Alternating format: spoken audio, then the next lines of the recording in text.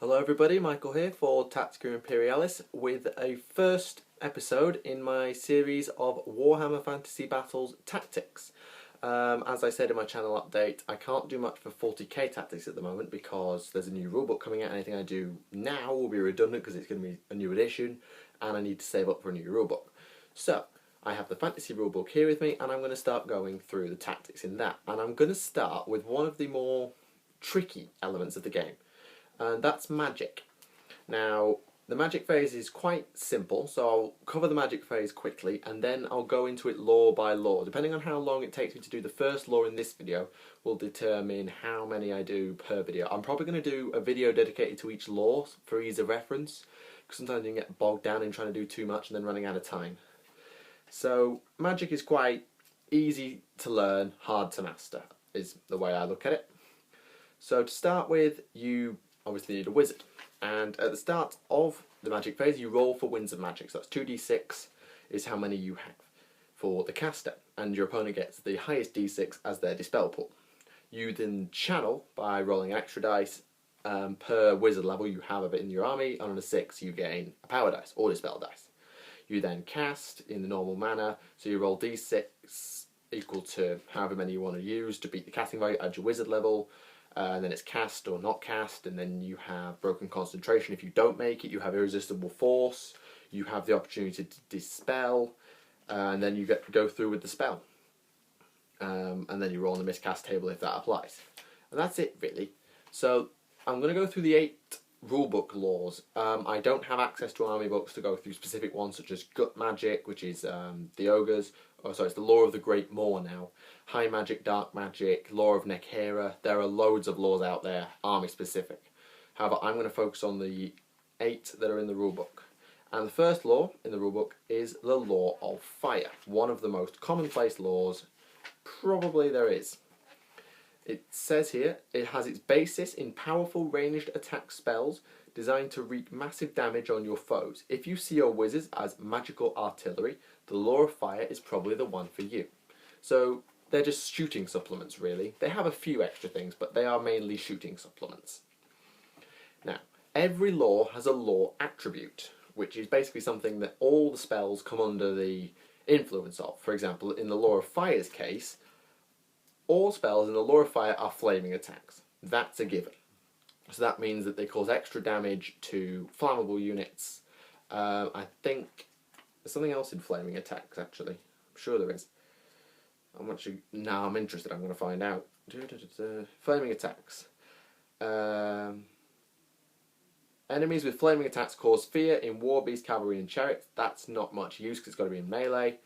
And it rerolls to wound against buildings. That's good. Flammable units take twice as many wounds from flaming attacks, and you do not get regeneration, I believe. Regeneration. Wounds caused by flaming attacks cannot be regenerated, and if a unit is wounded by a flaming attack, it loses regeneration for the remainder of the phase. That's good. So it gives you a couple of extra perks against things like tree spirits and war hydras and other big monstrous stuff that has regen. It's really annoying. So that's good. So you've got flaming attacks. In addition, if a direct damage or magic missile spell, direct damage requires line of sight, magic missiles do not, I believe. For the Law of Fire is cast at a unit that has already been hit by a direct damage or magic missile spell from the Law of Fire in the same magic phase, even if the spell was cast by a different wizard, add d3 to the casting token. So if you've got a level 2 fire wizard and he casts one spell and then casts another spell on the same unit, 2 attack spells, say fireball and piercing bolts of burning, the second one will have plus d3 to cast, making it easier to get off, and that's useful. It's not a lot, because generally you're only going to have 2 levels and you'll need 2 different things and you might not get the right spells, but it has a nice little perk. So, every law also has a signature spell. For those who play 40k, these are like your Primaris powers. These are your powers that you can default to if you don't like the spell you've got. So if I rolled 3 dice, I get 1, 2 and 3. I don't like 3, so I swap it for my signature spell. That's how it works. And then there are 6 regular spells which you roll for as regular. You cannot roll the signature spell, but you choose to swap for it. The signature spell in the Law of Fire is Fireball, which is a 5+ casting value, so you can cast this really, really easily. You probably need 2 dice to make sure you don't roll a 1 or a 2 and then break your concentration, because if you have a casting value of 2 or less, the spell never goes off. So make sure you do use probably 2 dice. 24-inch range, D6 strength 4 hits. So it's -1 to armor saves and does a bit of damage, D6. The wizard can choose to extend the range to 36 inches and the number of hits to 2d6. This is something that came along with this edition. I don't know if it was around before. You can boost spells. You can give them a second profile. However, the casting value increases, in this case, to 10 plus. So suddenly the casting value is doubled and you'll definitely need that second dice. Most cases you may even need 3. The only time I would reliably say you need 2 dice is when you've got a level 4. So 36 inch, 2d6 hits. Fireball is then unique. It can be double boosted, so it has 3 power levels. You can then increase the range to 48 inches and 3d6 strength 4 hits, and now you can hit just about anything and do a lot of damage. If he does, the casting value is now 18 plus. So now even level 4s are going to struggle. They're going to need 3 dice at least to make this work. I would say 4 as an absolute sure, because 18 is one of the highest values in the book to get a spell off, and 3d6 strength 4 hits is a lot of damage. So Fireball is quite easy, just to throw a Fireball, cause d6 strength 4 hits, or you can upgrade it if you're going a bit more confident. Beware the miscast though. If you roll, and then you roll your d6s. On a 1, you get Cascading Firecloak. Again, this has a 5 plus casting value. Remains in play, so your opponent has to physically dispel it later. So unless your opponent actually remembers to dispel it later, it just stays there. Cascading Firecloak is an augment, so it's cast on friendlies as a boost upon the wizard and his unit. At the end of each magic phase, any enemy unit in base contact immediately suffers 2d6 strength 4 hits. That's good.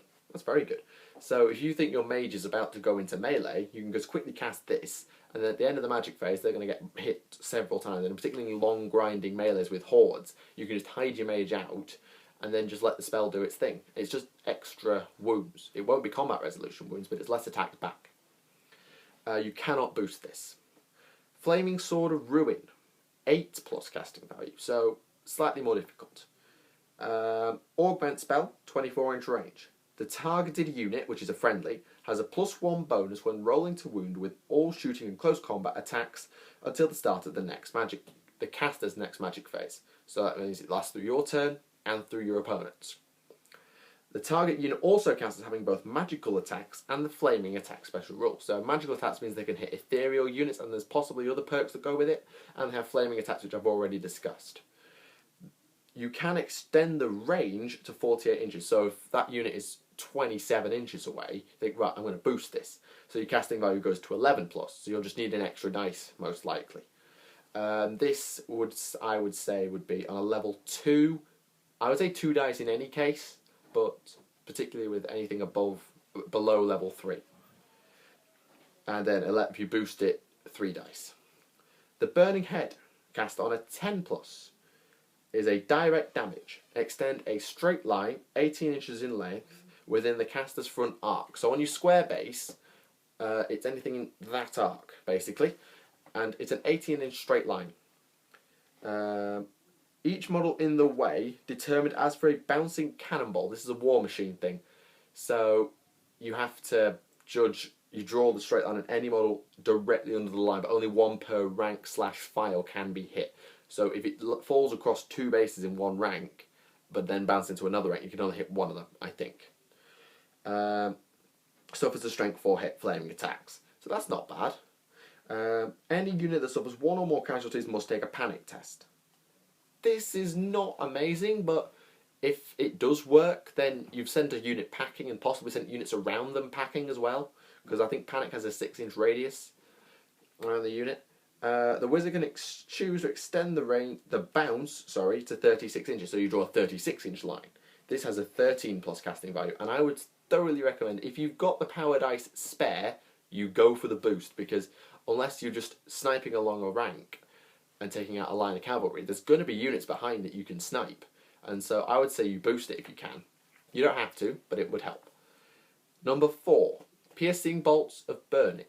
Again, 10 plus casting value. Magic Missile, 24-inch range, D3 strength 4 hits for each rank of 5 in the target unit. So let's say a 20-man regiment with 5, 5, 5 and 5.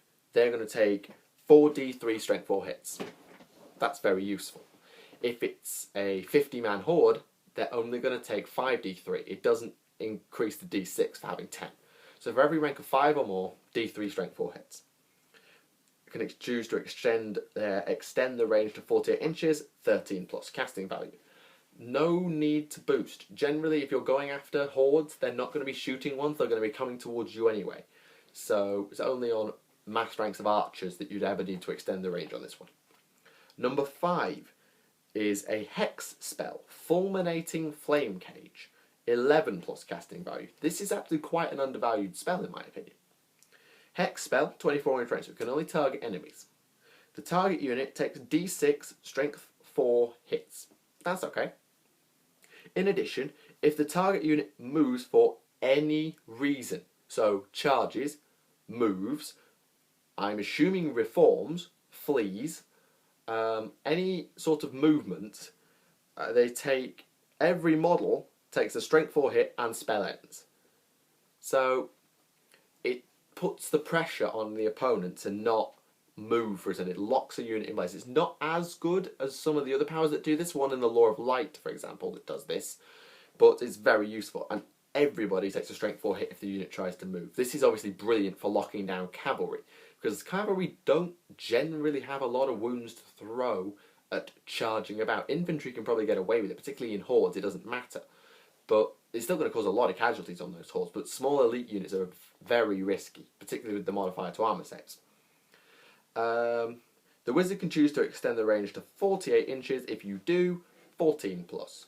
Again, because this is mainly to stop units moving, I would say you don't need to extend the range, except if you want to keep one cavalry unit right at the back on turn 1. That would be the best place to do this.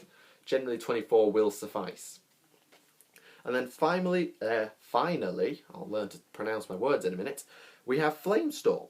Flame Storm, 2 separate words, not like Flamestorm Cannon. 13 plus range, 13 plus casting value, come on. So yeah, this is the most high value power in the lore, as you'd expect, it's the 6th power. Direct damage, place the small blast template, so the little one, about 3 inches in diameter, anywhere within 30 inches. I don't know why 30, not 36, it could be a typo, but I'd be surprised. 30 inches of the wizard. It then scatters d6 inches, so it's a very small risk of scatter. All models hit by the template suffer a strength 4 hit.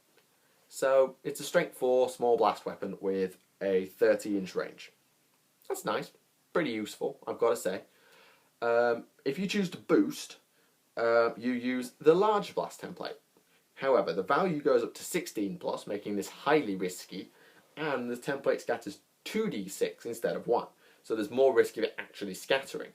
So yes, if it was just a small blast with d6 scatter, or a large blast with 2d6 scatter, I'd be actually quite happy with the smaller version, because I know it's going to hit. However, if I'm going after a horde, I'm going to get to hit anyway, or it's a large battle line, so I may as well go for the big one. You don't get a range boost though, so bear that in mind. So that's the Law of Fire. This video is probably going to be the longest one in the series because I've explained how the magic phase works in brief as well. So the next video in this series, I will take a look at the Law of Beasts, which is one of my favourites actually, for one of my flimsy high elf army to get lots of buffs. This is basically biomancy. I guess this is, if 40k and fantasy players are like this, is probably like biomancy. It's your buff the unit law, and that will be my next video. So hope you enjoyed this one. Leave your opinions. What do you use in the Law of Fire? Do you use the Law of Fire? And how do you go about spells? Which ones do you keep? Which ones do you swap? And how useful is it? I might do a full summary of the Laws of Magic once I've got through all of them. So leave any comments, drop a like, whatever you feel like doing. Head over to my Twitter, @TacticaImperial, if you want as well. I'm quite happy to talk to you guys on there. Thank you for watching. My name is Michael, and I will see you all again.